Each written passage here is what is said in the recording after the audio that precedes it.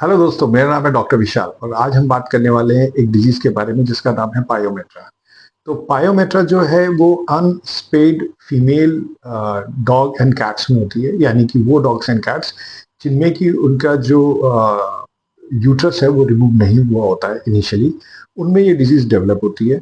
और ये डिजीज जो डेवलप होती है उसका डेवलप होने का कारण जो है वो ये है कि हीट साइकिल पे आने के बाद जो उनके अंदर हार्मोनल इम्बैलेंसेस होते हैं और रैपिड चेंजेस होते हैं, इसकी वजह से उनका यूट्रस कई बार स्वलन हो जाता है और वो बैक्टीरिया कैच करने के लिए प्रोन हो जाता है।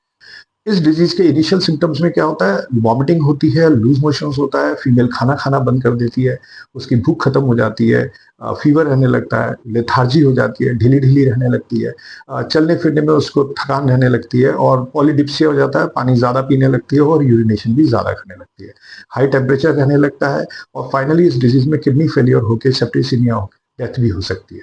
ये बहुत सीरियस डिजीज है।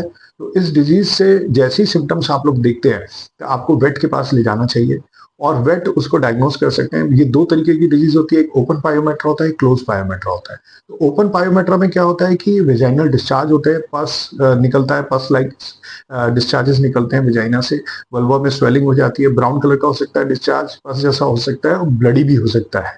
तो ऐसा डिस्चार्ज आने लगता है।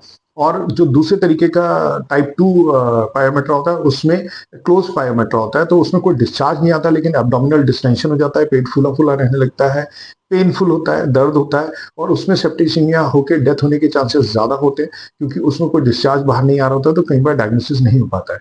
डेफिनेटिव डायग्नोसिस के लिए ब्लड टेस्ट कराना और अल्ट्रासाउंड कराना जरूरी होता है। और अगर इसका ट्रीटमेंट माने तो इसका जो सबसे गोल्ड स्टैंडर्ड ट्रीटमेंट है वो यूट्रस और ओवरीज को रिमूव करना है ताकि फर्दर हार्मोनल चेंजेस भी ना हो। और इस सर्जरी को ओवेरी और हिस्टेक्टोमी कहते हैं। तो ये डिजीज ना हो इसके लिए अर्ली प्रिवेंशन के लिए अर्ली ओवेरियो हिस्टेक्टोमी जो है वो रिकमेंडेड होती है कि पहले ही करा दिया जाए।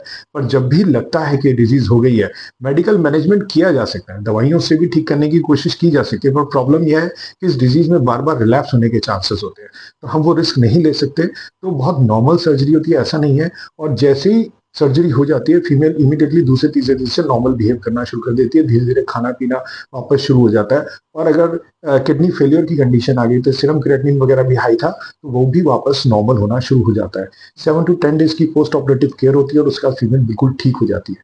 तो अगर ये डिजीज अर्ली डायग्नोस कर ली जाए तो इसको पूरी तरीके से ठीक किया जा सकता है।